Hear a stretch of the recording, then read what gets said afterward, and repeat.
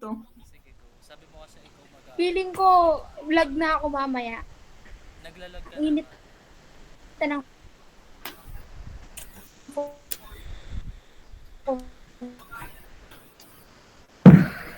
Game? Game, dala-diretso na to, bal.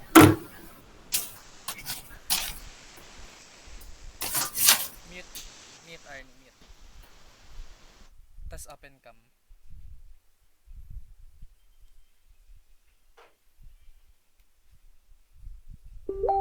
Open cam, Arnie, open cam. Yan.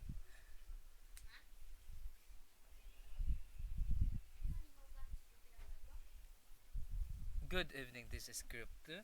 My name is Leandro Manilag and I am with Tresen and Marquez Valdez, John Paul San Valentin, Arnie Arabis, Alejandro. Today we are sharing our insights on the song Critical by Figas, by Stick Figas. So, Critical by Stick Figas is a Filipino hip-hop album project that focuses on real-life struggles, society, politics, relationships, and the experience of ordinary Filipinos. Kilala ang Stick Figas sa paggamit ng matatalim na lyrics, wordplay, at storytelling para magpahayag ng kanilang opinyon at obserbasyon tungkol sa buhay at lipunan. Sa madaling salita, Critical is about looking at real life issues critically. Hindi lang basta entertainment, kundi message at society commentary rin. Through rap, pinakita nila ang iba't ibang perspective at realidad ng buhay sa Pilipinas. Ngayon, bago tayo magsimula sa pagbibigay ng sarili-sarili nating insight, let's hear the Critical by Stick Figas first.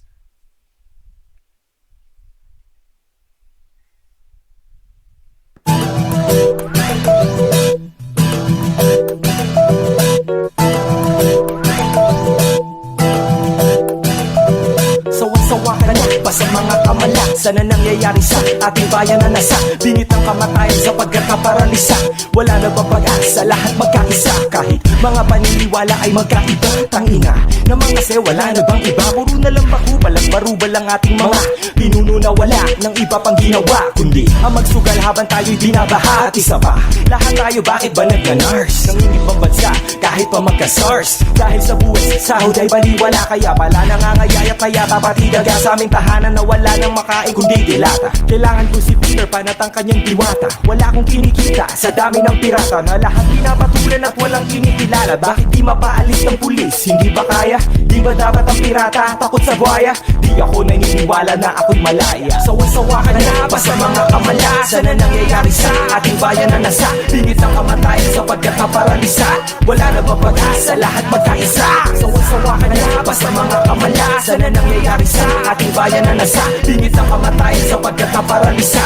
Wala na ba pag-asa, lahat magkaisa? Sino may bayag? Tara makisama ka, sumama sa amin, sabay-sabay tayong makibaka laban sa mga sugapang walang ginawa kundi magpayaman gamit ang pera na dapat ay sa bayan. Sino bang kalaban kundi itong mga politikong walang ibang inisip kundi sarili lamang? Abala sila sa pagpapayaman habang nasa critical na kalagayan ng ating bansa. Sila na pahiga sa higpit, ang sentro hindi na makahinga sa gulo ng sitwasyon. Ang dami nang sumasawsaw kaya tuloy katotohanan lalo lang lumalabnaw. Kahit madami na ang tao ang umaayaw, patuloy pa rin siya sa pagsayaw. Kaya naman ayoko nang bumoto, nakakawalang gana na ako mismo ang ipapalit, ganun din at kagaya niya. Sawa-sawa ka na ba sa mga kamalasan na nangyayari sa ating bayan na nasa bingit ng kamatayan sapagkat kaparalisa? Wala na ba pag-asa, lahat magkaisa? Sawa-sawa ka na ba sa mga kamalasan na nangyayari sa ating bayan na nasa bingit ng kamatayan sapagkat kaparalisa? Wala na ba pag-asa, lahat magkaisa? Bakit ba mga kanta natin ay laging panatan? Magpakasaya tayo para maiba naman. Puro debate kung sino pinakamatigas, tapos pag-aawayan pa kung may hip-hop ba sa sa Pinas Magkaisa, ha? Asa ka pa men Wala ka naman makain, gangsta ka pa rin Ang sarap sa pakin Mukhang mga tangandukang walang alam Kulang na lang ngayang magpataya na parang daga at pusang nagkrusang daan Sus naman, puro na lang hus naman Hiwa-hiwalay na parang sinargo ni Bustamante Pwede ba wag mo kong husgahan Pre, di ka papalakpakan ng mga lasalista Tapos ay ngangaratan ka ng mga rakista Kulturang mas watak-watak pa sa ating mga isla Tapos ay guguluhin mo pa, taragis ka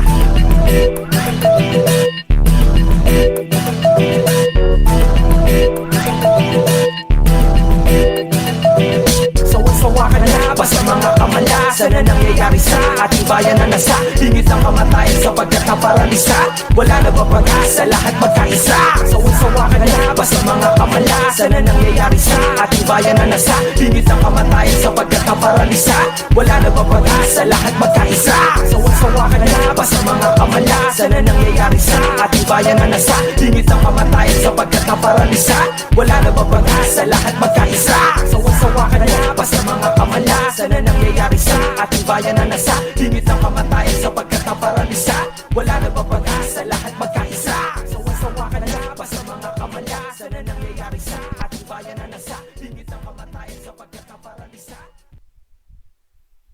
When playing games on PC, do you ever wonder if someone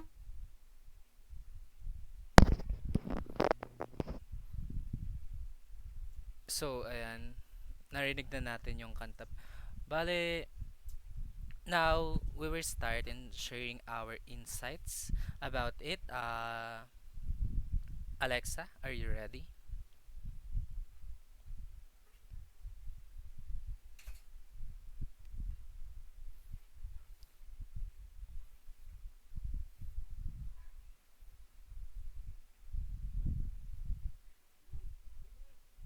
Sa pinaka-broad system. Pinapak dahil napakita na kahit damit nila ay paulit ulit lang ang problema.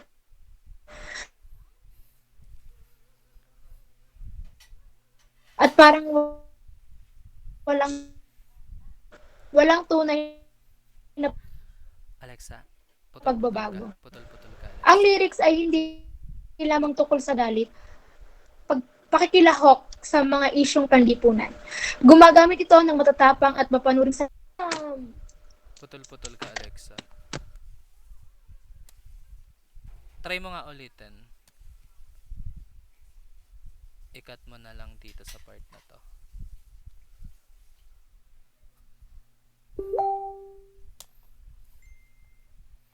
I-pause mo. Okay na? Dire-diretso na ako. Oo, sige. O hindi pa din. Dire-diretso na.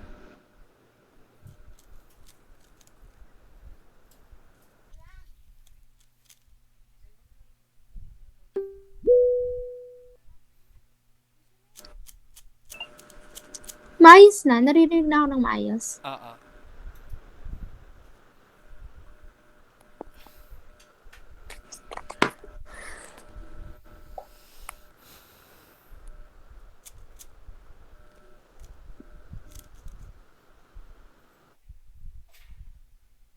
Maayos na, maayos na.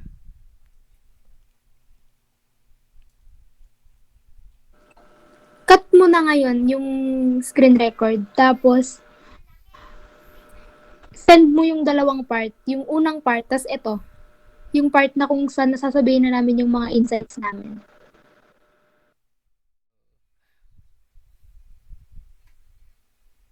Dito lang sa kanta na Inside Ko, dito natutunan ko dito sa kantang to ay makikita mo dito ang corruption, implement, leader, taxes at poverty ng mga tao at ang kultura ng pagkakaiba nila kaya nagkakawatak-watak ang mga tao dito.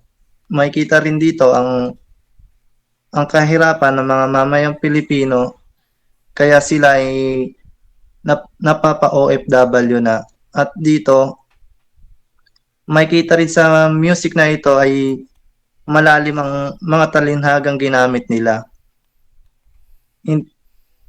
dito kasi sa hip hop na ginawa nila, malalabas mo ang mga hinanakit nila. Dito ay makikita mo dito ang may pagkaprotesta ang pagkakagawa nila sa ating gobyerno. Dahil nakikita naman natin sa panahon ngayon ang nangyayari sa kantang ito. At ang sinasakal na tayo ng korupsyon, lalong-lalo ng sa ating mga gobyerno. At yun lang ang aking insight. Ang susunod sa akin ay si Arnie.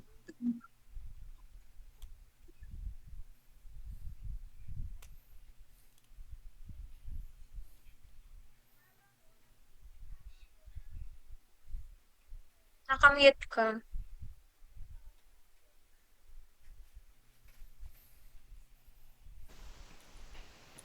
Okay. Yung insight ko naman sa sa kanta is pinapakita dito yung mga nararanasan ng mga Pilipino. Hindi lang sa sa gobyerno, pati na rin yung kakulangan ng oportunidad ng bawat Pilipino. May din doon lyrics na yung mga Pilipino is pinipili nilang mag-ibang bansa, di ba? Kasi dito sa Pilipinas, kulang yung oportunidad. Maliban sa mababa yung sweldo, tawag nito, yung mga bilihin din is, nagmamahal na siya. So, kaya yung mga Pilipino is pinipili na mag-ibang bansa. Yun lang. Susunod na magbibigay ng insight is si Teresin Ann Valdez.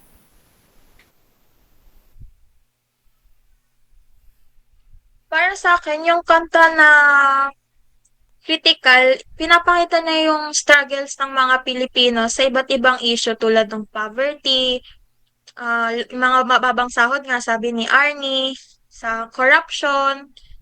Tapos, despite ng mga problema na yon, resilient pa rin yung mga Pilipino kasi nangangarap talaga sila na makabangon sa hirap at magkaroon ng magandang buhay.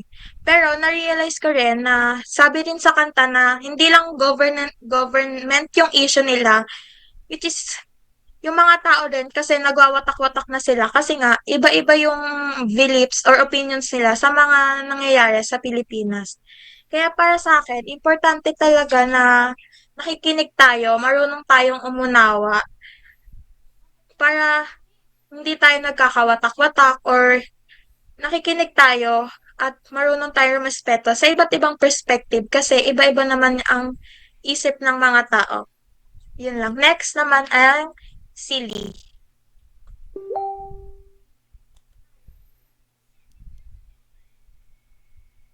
Tapos na ako, baliw ka. Tapos na ako.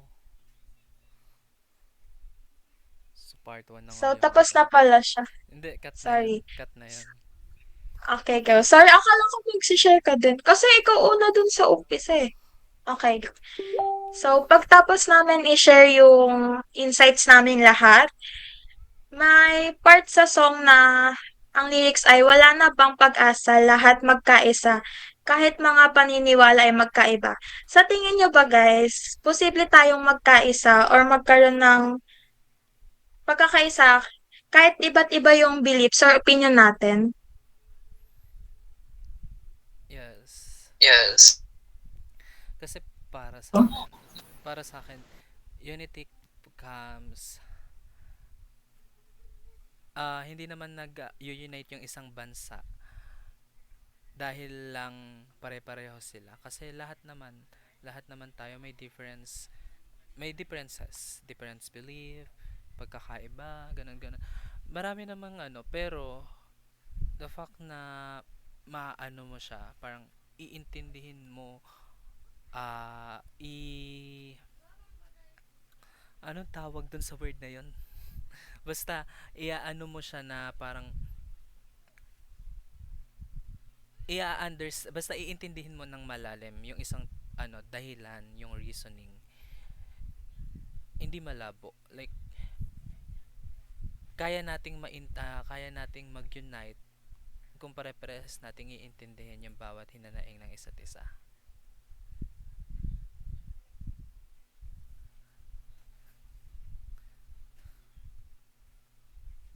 So, Sa akin din naman, naniniwala din ako na posible naman. Kasi sa panahon na ngayon, tayo-tayo na lang din naman ang magtutulungan, lalong-lalo na sa kinaharap natin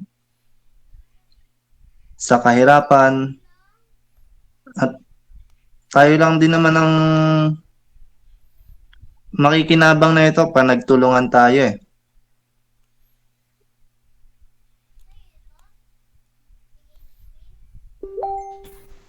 Para naman sa akin, oo. Kasi, di ba, para naman tayong Pilipino, sino pa bang magtutulungan? Lalo na pagdating sa mabibigat na sitwasyon. Kaya kahit magkaiba yung paniniwala natin, sa relihiyon man or sa kultura, dapat magkaisa pa rin. Kasi, parehas naman tayong mga Pilipino. Kasi kung yung mismong Pilipino, yung mismong mga mamamayan ay hindi nagkakaisa, paano na lang ang bansang Pilipinas, di ba? Yun lang. ako may tanong ako about dito sa kanta na to. 'Di ba, yung base dun sa kanta is kung paano tayo nahihirapan. Tingin nyo, paano natin masusolusyonan yung bawat yung panawagan doon sa lyrics ng mga kanta? Para sa akin, kailangan talaga, bukod nga yun sa pagkakaisa talaga, kailangan may maayos tayo na government na ready makinig sa mga hinanaing natin or sa mga issues na nararanasan natin ngayon. Kasi ngayon, yung parang government natin, hindi naman sa walang care sa atin, parang hindi kasi ramdam yung care nila sa atin kasi marami pa rin tayong nakakaharap na issue na walang solusyon. Katulad nga ngayon, bagyo, marami pa rin lugar na binabaha. So, yun lang.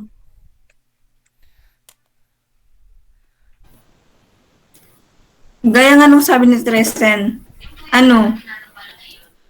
imbes na yung sa government, imbes na unahan nila yung problema ng bansa, di ba may mga, problema natin na hinaharap ngayon, sa mga problema na hinaharap natin ngayon, di ba mas, may mga part naman na nasa politiko na nagsusulong ng kaayusan, na dapat, dapat unahin yung mga problema or kinakaharap na suliranin ng bawat Pilipino, ng ating bansa nga.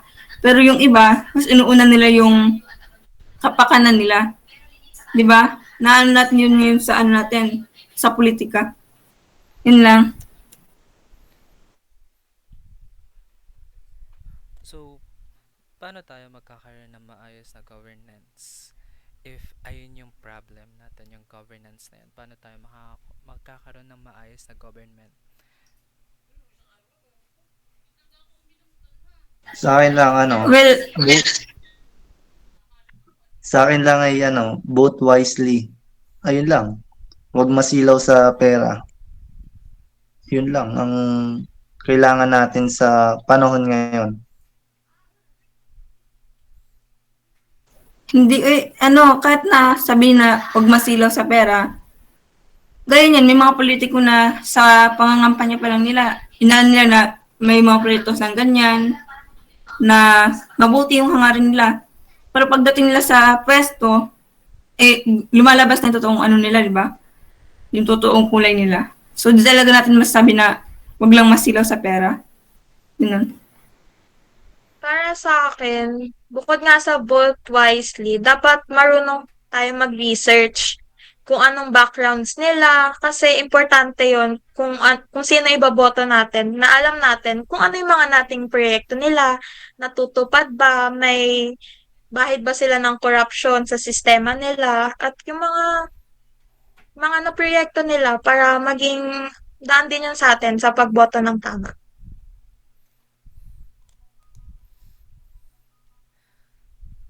So, ano masasabi niyo sa mga tao na hindi naman naboto ng tama?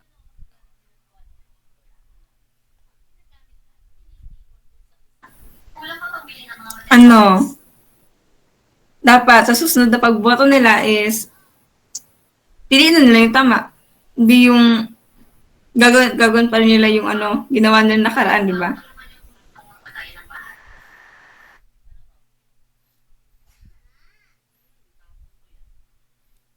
May mag-share pa ba or may magtatanong? So,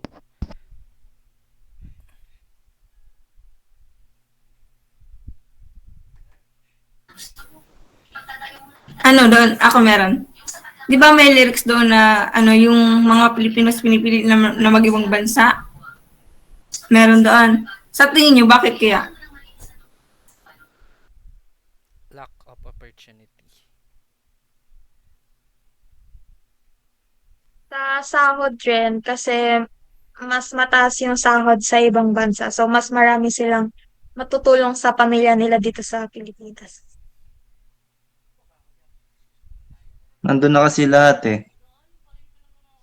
Lahat, lahat nasa kanila na eh. Dito sa Pinas kasi wala eh. Ang baba ng rating natin.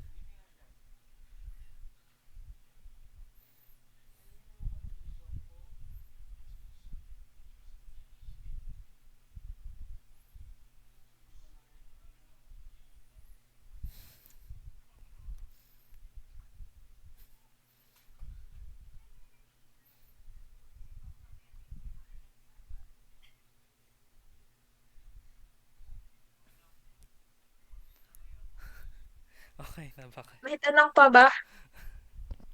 Wala na ata. Eto, may na ano. Sa panahon natin na parang lahat nasa social media na ganyan, FB, Twitter, Threads, paano natin malalaman kung yung nakikita nating news ay totoo or reliable sa tingin niyo?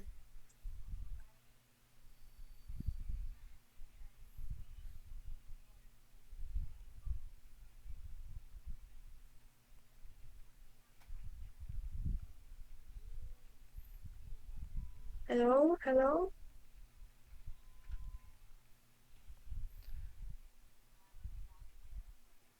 Fact check. Pakiulit nga. Kasi, Diba sa song parang may binanggit na sa katotohanan. So, ngayon sa panahon natin, halos lahat nasa social media na, 'di ba?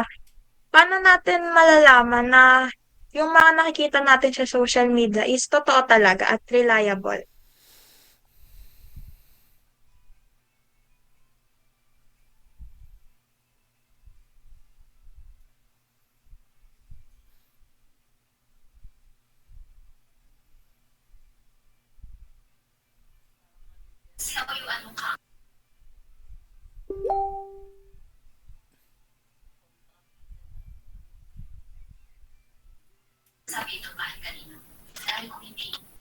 Okay. Well, yung sa tanong mo, hindi naman talaga maano na nasasabi talaga na tama, I mean, tama yung ano information na nakikita natin sa ano. Ang maano ko lang dyan is dapat hindi basta-basta magtiwala or tawag nito, maniwala doon sa nakita natin na information. Dapat research, research hanggang sa makita mo na kung tama ba yun or fake lang. Hindi yung basta-basta ka maniniwala dahil nakita mo lang na ganun. Yun lang.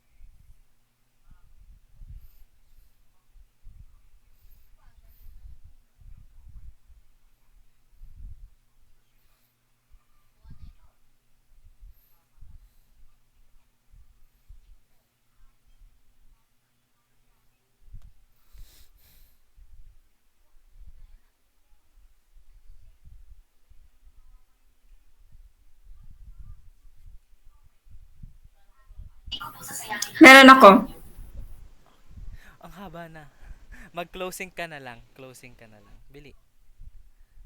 Mag-closing ka na. Last thoughts, ganon. Oo. Insight. Tapusin mo na. So, di ba may kasabihan na ang kabataan ng pag-asa ng bayan?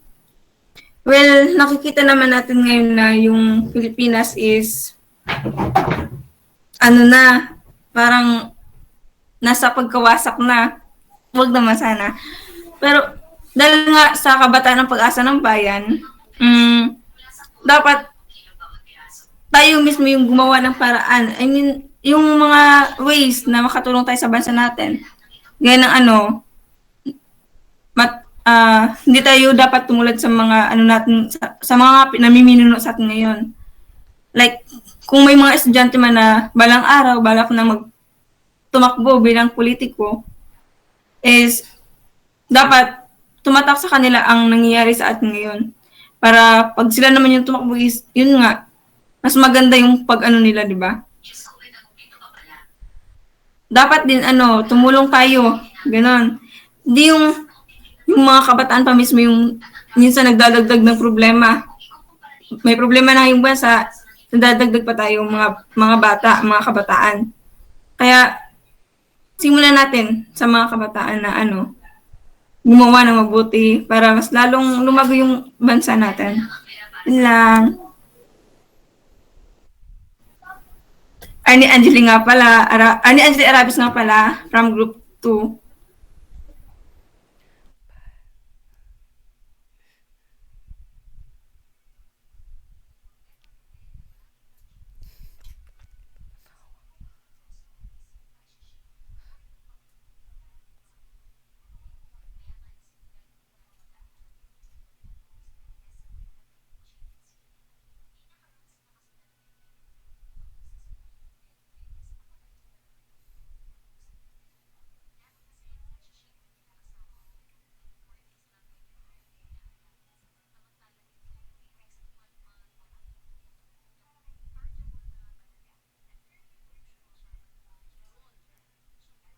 Gigi.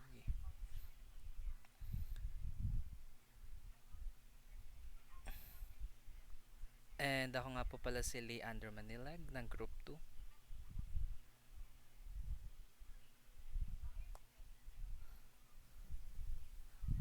Ako po si Chesenan Valdez ng Group 2.